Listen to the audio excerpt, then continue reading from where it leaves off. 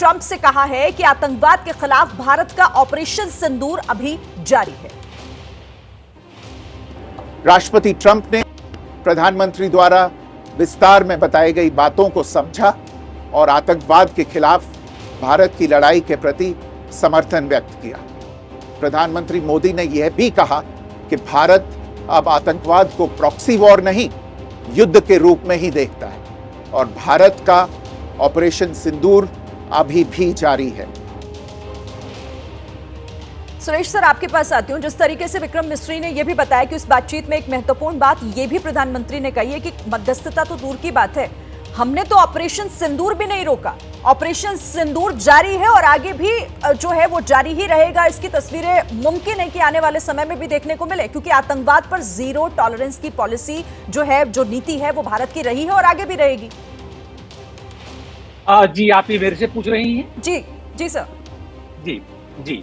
नहीं, ये देखिए बिल्कुल सही बात है।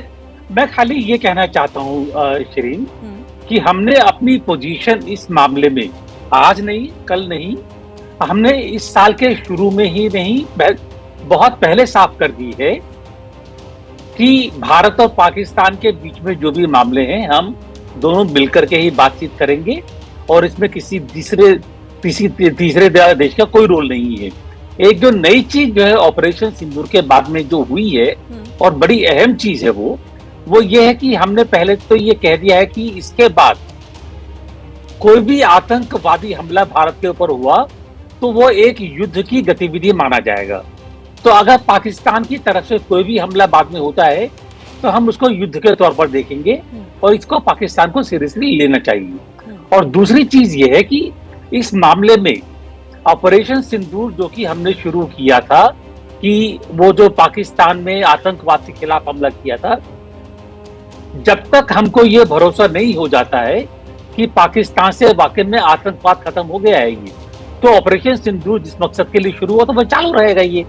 तो ऑपरेशन सिंदूर में खाली ये मिलिट्री एक्टिविटी नहीं है, और भी काफी सारी चीजें हैं, तो वो चालू रहेंगे जब तक कि हमको ये भरोसा नहीं होता है कि पाकिस्तान की तरफ से आतंकवाद का खात्मा हो चुका है, और उसके जल्दी खत्म होने के मेरे को कोई आसार नजर नहीं आ रहे हैं। बिल्कुल, और यही एक मैसेज साफ तौर पर, ये बहुत स्पष्ट और सधा हुआ सा संदेश जिसके जरिए, इस बातचीत के जरिए आज प्रधानमंत्री ने एक बार फिर से न सिर्फ ट्रंप को यह समझाया बल्कि पाकिस्तान के साथ साथ पूरी दुनिया को भी यह मैसेज दिया है। बहुत शुक्रिया आप सभी का हमारे साथ जुड़ने के लिए और इस बातचीत के लिए।